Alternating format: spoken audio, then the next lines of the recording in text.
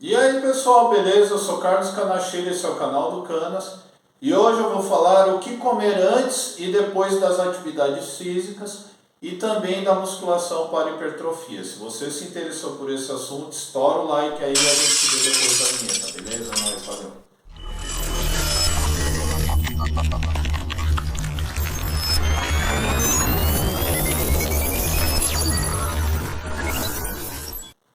Ao contrário do que muitos pensam, saber escolher os alimentos no pré-treino é essencial para quem busca resultado nos esportes, atividades físicas e para a musculação, no caso para a hipertrofia. O corpo humano funciona como uma máquina, pois em todas as situações necessita de um tipo de combustível. E no nosso caso, o combustível são os alimentos, em uma situação de maior demanda. As necessidades também são maiores, pois o organismo humano tem necessidades diferentes em determinadas situações, como, por exemplo, para realizar uma corrida, o indivíduo precisa de determinada alimentação antes de executá-la, diferente de uma pessoa que fica sentada na poltrona assistindo uma TV na sala. Em situações quando o organismo não está nutrido adequadamente antes do início do treino, a probabilidade para que ocorram problemas leves ou graves é grande, trazendo consequências para o atleta ou para o esportista, ocorrendo situações como, por exemplo, tontura, enjoos, fadiga descontrolada, hipoglicemia e liberação descontrolada de cortisol. Normalmente, isso acontece devido ao déficit calórico na escolha dos alimentos ingeridos no pré-treino. É por esse motivo a importância de se comer determinados alimentos e as quantidades adequadas no pré-treino. Os principais objetivos da alimentação pré-treino são prevenir a hipoglicemia ou sintomas associados, como tonturas, cansaço ou sonolência, evitar a sensação de fome antes ou durante o evento esportivo, fornecer energia adequada à contração muscular durante a atividade física, proporcionar oferta suficiente de líquidos para manter o estado de hidratação. Vale ressaltar, pessoal, que nos alimentos deve-se observar o índice glicêmico, ou popularmente conhecido como IG. O índice glicêmico é um fator utilizado para comparar os carboidratos em relação à capacidade de aumentar o nível de glicose no sangue. Quando se consome carboidratos de alto índice glicêmico, o sangue recebe elevadas quantidades de açúcar em um pequeno intervalo de tempo. Carboidratos complexos têm o índice glicêmico baixo ou médio dependendo do tipo do alimento, ou seja, quanto maior o índice glicêmico, mais fácil a oxidação de gorduras e menor o desempenho metabólico. Então, dê preferência aos carboidratos complexos. Em relação aos alimentos, no caso os carboidratos, é aconselhável realizar uma refeição em torno de 200 gramas de carboidratos até 3 horas antes do início da atividade física, ou um pequeno lanche com mais ou menos 15 gramas de carboidratos em torno de 45 minutos a 1 hora antes, contendo alimentos com fonte de carboidratos. É preciso cuidar para que a refeição com até 1 hora antes da atividade física seja líquida para facilitar o esvaziamento gástrico.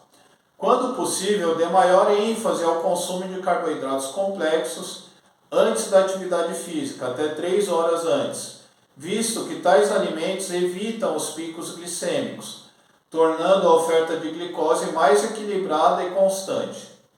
Com relação às proteínas, na refeição anterior à atividade física, o consumo de proteínas deve ser em quantidades adequadas, mas não aumentando, pois a prioridade é dada aos carboidratos, levando em consideração que a ingestão de proteína por refeição precisa ser relacionada à massa corporal do indivíduo. A razão de proteínas em gramas por quilo de peso soma de 0,25 a 0,3 gramas por quilo de peso corporal em cada refeição, que dá de 25 a 30 gramas de proteínas por refeição. Com relação aos lipídios, depois dos carboidratos, os lipídios representam o principal substrato na prática esportiva. As gorduras também são responsáveis pela reserva de energia, pelo transporte das vitaminas lipossolúveis e composição de hormônios, além de outras funções. A prática da atividade física com o objetivo de reduzir os depósitos de gordura corporal é efetiva quando o indivíduo baixa a ingestão de lipídios na alimentação. Assim, os resultados aparecem mais rapidamente. Eu estou falando de baixa ingestão de lipídio, não de tirar totalmente os lipídios da alimentação. Tá, pessoal? Que isso aí fique bem claro. É interessante saber que em algumas modalidades esportivas que adotaram a restrição das gorduras na dieta, não tiveram benefícios em performance e no estado de saúde também. Inclusive, vários estudos científicos atuais mostram que tal prática não traz benefícios à performance, constatando essa afirmação. No pré-treino, não é aconselhável o consumo elevado de lipídios antes dos exercícios físicos, pois pode causar desconforto ao sistema digestório e atrapalhar a performance também. Portanto, assim como as proteínas, a oferta dos lipídios deve ser fracionada nas refeições ao longo do dia conforme as necessidades do indivíduo. Com relação à água, a hidratação adequada é importante para o bom desempenho físico. É interessante programar a ingestão de líquidos na quantidade de 5 a 7 ml por quilo de peso corporal ao longo das 4 horas que antecedem a prática esportiva. Imediatamente antes do exercício, deve-se evitar o excesso da ingestão de líquidos, pois ocorre estímulo da função renal e o corpo vai produzir uma quantidade maior de urina, gerando desconforto durante o treino. É recomendado que a ingestão de líquidos seja mantida a cada 15 a 20 minutos durante a prática da atividade física, sendo que o volume deve variar conforme o nível da sudorese, em média de 500 a 2.000 ml. Agora a gente vai ver alguns exemplos de refeições para o período anterior à prática esportiva, conforme o seu tempo. 1 hora antes da prática esportiva, 1 copo de suco de fruta mais um sanduíche. 30 minutos antes, 1 copo de vitamina de frutas mais 2 colheres de sopa de cereais matinais. 15 minutos antes, 1 copo de suco de frutas ou 1 porção de frutas. 2 a 3 horas antes, arroz e feijão, bife grelhado, cenoura refogada, mais uma salada de vagem com alface e tomate e uma banana como sobremesa. Uma observação importante, pessoal, é que as fibras, apesar de importantes para o nosso organismo, não são adequadas como alimento pré-treino, pois dificultam o processo metabólico e a transformação em energia exigida naquele momento. Ao término da atividade física, a recuperação muscular começa a partir da ingestão de uma refeição que contém a combinação de carboidratos com proteínas, favorecendo uma melhor recuperação muscular, além de reduzir os níveis do hormônio cortisol, assim favorecendo a proteólise muscular. O ideal é que o carboidrato tenha destaque e que seja acompanhado por uma quantidade menor de proteína, em torno de 10 a 25 gramas. Vale ressaltar, pessoal, que a ingestão de proteínas deve ser realizada de maneira fracionada ao longo do dia e em quantidades adequadas para que ocorra o melhor aproveitamento dos aminoácidos pelo tecido muscular e para a hipertrofia. Por isso que no pós-treino não é tão importante a alta ingestão de proteína.